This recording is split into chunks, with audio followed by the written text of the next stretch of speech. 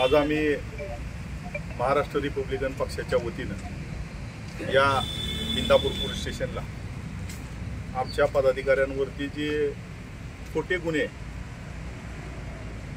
हे जे वाळू व्यवसायाशी निगडीत आहेत, माफिया आहेत, त्यांनी आणि या इंदापूर पोलीस स्टेशनचे पोलीस निरीक्षक यांनी बसून जे काही त्यांच्यावरती खोटे गुन्हे दाखल केले त्याच्या निषेधार्थ उद्या 31 तारखेपासून ह्या इंदापूर पोलीस स्टेशनच्या समोर महाराष्ट्र रिपब्लिकन पक्षाच्या वतीनं जोपर्यंत न्याय मिळत नाही आणि या संबंधितांवरती कडक कारवाई यांच्यावर होत नाही तोपर्यंत या ठिकाणी बेमुदत धरणे आंदोलन करण्याचा निर्णय महाराष्ट्र रिपब्लिकन पक्षाने आजच्या बैठकीमध्ये घेतला आणि तशा पद्धतीचं आज हे पत्र या ठिकाणी आम्ही आज ठाणे अंमलदार यांना या ठिकाणी दिलं. या ठिकाणी देत असताना आत्ताच आपण सर्वांनी पाहिलं असेल की या इंदापूर पोलीस स्टेशनचे पोलीस निरीक्षक हे ठाणे अंमलदार जे आहेत तिथले आत्ताचे त्यांच्या फोनवरून माझ्याशी त्यांनी आता संवाद साधलेला आहे. तर ते त्यांचा पहिल्यांदा मी जाहीर निषेध करतो की त्यांनी इंदापूरची काही लोक नालायक आहेत अशा शब्द त्यांनी या ठिकाणी आता फोनमधून त्यांच्या वापरलेले आहेत. म्हणून या पोलीस निरीक्षकाचा मी पहिल्यांदा या ठिकाणी या इंदापूरकरांच्या तमाम जनतेच्या वतीनं मी या ठिकाणी जाहीर निषेध करतो. या ठिकाणी मुख्य कारण असं आहे की जे महाराष्ट्र रिपब्लिकन पक्षाचे आमचे पदाधिकारी आहेत, जे इंदापूर तालुक्याचे अध्यक्ष आहेत, त्यांचं वय साधारणतः 54-55 आहे आणि अशा व्यक्तीवर काही लोकांनी हाताखाली धरून या पोलीस स्टेशनच्या मार्फत त्या ठिकाणी त्यांच्यावरती गुन्हे दाखल करण्यात आले. त्यामध्ये असं म्हणतायत की घटना 20 तारखेला घडली, गुन्हा दाखल काल होतोय. हे सगळं आलबेल आहे, हे सगळं आलबेल आहे ह्याच्यामध्ये. म्हणजे एका बाजूने जनतेवरती जनतेला खरी सेवा देण्याचं काम ह्या पोलिसांनी करायचं आहे. पोलिसच आज त्या ठिकाणी त्यांचे भक्षक झालेलं आपल्याला बघायला मिळायला लागलंय. आम्ही या पोलीस स्टेशनला महाराष्ट्र रिपब्लिकन पक्षाच्या वतीनं आज तागायत एकही चुकीचं काम घेऊन आम्ही या पोलीस स्टेशनच्या आवारात आलो नाही. परंतु जर आमच्या कार्यकर्त्यावरती जर अशा पद्धतीचं तुम्ही गुन्हे दाखल करणार असेल तर महाराष्ट्र रिपब्लिकन पक्ष तुम्हाला घरी आणि जेलपर्यंत जाईपर्यंत तुम्हाला सोडणार नाही. हाही आज या ठिकाणी मी तुम्हाला या ठिकाणी सर्व कार्यकर्त्यांना शब्द देतो. कारण आमचा कार्यकर्ता कधी कुणाच्या मध्ये नसतो आणि जर अशा पद्धतीनं तुम्ही जर कुणाला धरून त्यांच्यावरती अन्याय करणार असेल तर आम्ही कदापि सहन करणार नाही. आणि कारण नसताना म्हणजे ते कलम पण अशी विचित्र लावलेले आहेत, म्हणजे सांगायची सुद्धा लाज वाटते याच्यामध्ये आम्हाला सुद्धा की महिलांच्या बाबतीमध्ये एवढं घाण लिखाण सुद्धा त्यांनी याच्यामध्ये केलेलं आहे. वस्तुस्थिती ती घटनाच खोटी आहे संपूर्ण. आणि मी काल मुंबईला होतो आणि ही घटना कळाल्यानंतर मी रात्री या ठिकाणी आलो आणि PI सूर्यकांत कोकणे साहेब यांची त्यांच्या केबिनमध्ये जाऊन भेट घेतली आणि त्यांना सांगितलं की साहेब हा व्यक्ती किंवा इतर पोरं त्याच्यामध्ये नव्हती, ही सगळी खोटी केस आहे. स्वतः कोकणे साहेबांनी सुद्धा ती गोष्ट मान्य केली आणि त्यांनी सुद्धा त्या ठिकाणी जबाबदारीने सांगितलं की हा गुन्हा खोटा आहे. हे त्यांचं CCTV फुटेज त्या ठिकाणी चेक करण्यात यावं ही पण मागणी मी या पत्रामध्ये केलेली आहे. म्हणजे जर तुम्हाला दिसतंय की हा गुन्हा खोटा आहे मग तुम्ही दाखल का करताय?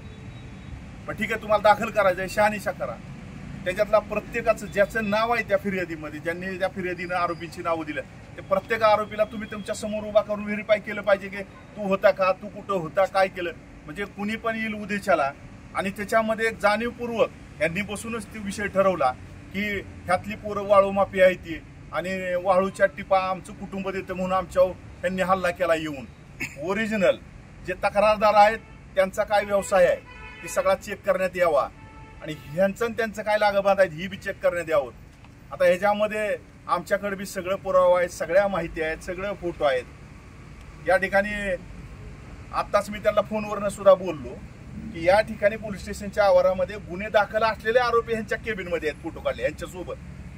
आणि हे काय म्हणतायत की मला सांगा कुठले होते, म्हणजे मी ती बघतो.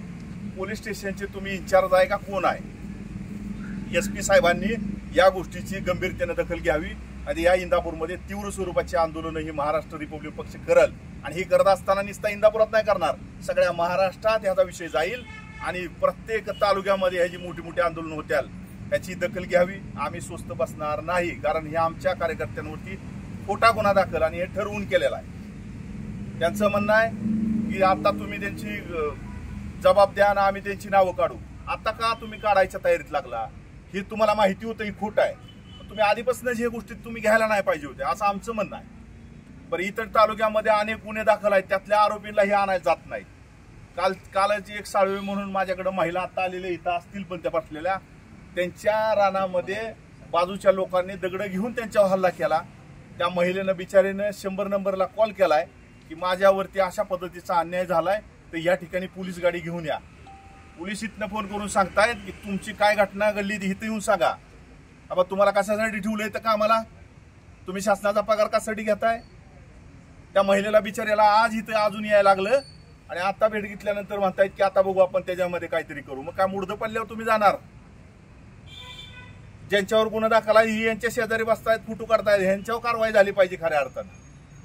त्याचे फोटो जायत आमच्याकडे, ते आता SP साहेबांना आम्ही देऊ. हे चाललंय काय नेमकं? आणि आता ते म्हणतायत की माझ्याकडे 800 गुन्हे दाखल आहेत, मी कुठलं कुठलं बघू. मग मोठे मोठे गुन्हेगार घेऊन बसा आतमध्ये, जे समाजसेवक आहेत त्यांच्यावर हल्ले करा तुम्ही, म्हणजे उद्या तुमच्या विरोधात कोण बोलणार नाही.